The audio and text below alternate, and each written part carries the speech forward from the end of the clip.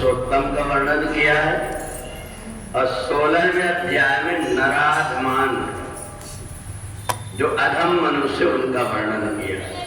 तान हम द्वेष्टा क्रूरान संसारेषु नराधमान क्षिपाम अजस्त्रम असुरान आसुरीष योनिषु।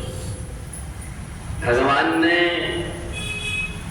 कहा कि जो पुरुषोत्तम होता है वह तो दूसरों का भला कैसे में वो ये सोचता है, और जो अधम व्यक्ति होता है वो दूसरों को नुकसान पहुंचाने की सोचता है।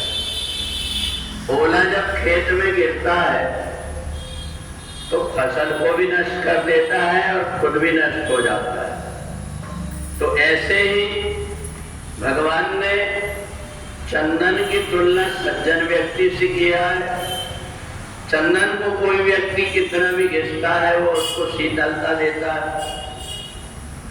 चंदन के पेड़ को हम कुल्हाड़ी से काटते हैं तो कुल्हाड़ी में सुगंध भर जाती है, परंतु उसके विपरीत जो ओला होता है वो जब गिरता है तो पहले दूसरों को नष्ट कर देता, फिर खुद भी नष्ट हो जाता है। और इसलिए भगवान कहते हैं कि ये जो मनुष्य का शरीर है बड़ी मुश्किल से मिलता है। ये मनुष्य शरीर में आकर के यदि हमने धीरे धीरे प्रयत्न करके इसकी बुराइयों को दूर नहीं किए तो हमें अनेक प्रकार की 84 लाख जन्मों की योनियों में भटकना पड़ता है। और इसलिए 84 लाख योनि में जो जीवात्मा भटकता है उसके पास कोई पुण्य नहीं होता, उसके ऊपर तो भगवान की कभी निगाह हो जाती है, और भगवान की निगाह होने से भगवान उसको एक मनुष्य शरीर दे देते हैं। ये मनुष्य शरीर ऐसा है जिसमें तू अपना व्यवसाय दोनों ढंग से कर सकता है। अगर तूने समझ करके चला तो पुण्य इकट्ठा हो जाएगा, और यदि तूने गड़बड़ किया तो पाप इकट्ठा हो जाएगा।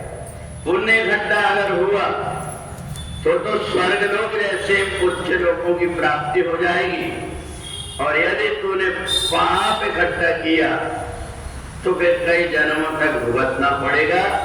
ये मनुष्य शरीर से ही ऊपर और नीचे जाने की व्यवस्था है। ये मनुष्य शरीर ही स्वर्ग का द्वार है, यही नरक का द्वार है। तो इसलिए भगवान ने अच्छे कर्म स्वर्ग के द्वार बताया और बुरे कर्म नरक के द्वार बताया। ये हमारे ऊपर है कि हम किस प्रकार के कर्म कर रहे हैं, क्योंकि भगवान ने हमारे ऊपर कोई लगाम नहीं रखा। हमें बहुत समझदारी से चलना पड़ता है।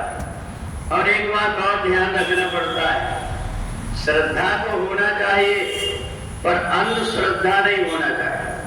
अंधश्रद्धा वाला व्यक्ति नष्ट हो जाता है। अगर कोई व्यक्ति ये देख ले कि गर्मी के समय में गंगा जल में, यमुना जल में अगर विकृति आ जाती, उसमें बहुत सारे कीड़े उत्पन्न हो जाते हैं जहाँ के नाले मिलने से, तो आंख बंद करके ये गंगा का जल है ऐसा करके नहीं पीना चाहिए, क्योंकि भगवान ने हमें बुद्धि भी दिया है।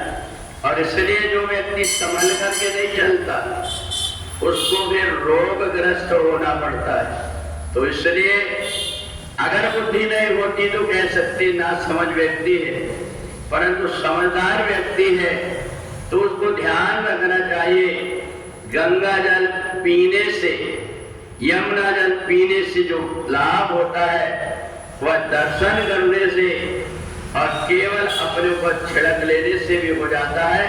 तो ऐसा मान करके जो बुद्धि से विचार करके सब प्रकार के कर्म करता है उसको ही जीवन में सुख और शांति मिलती है, अन्यथा अज्ञानी व्यक्ति इधर उधर भटकते रहता है। बोले वृंदावन बिहारी लाल की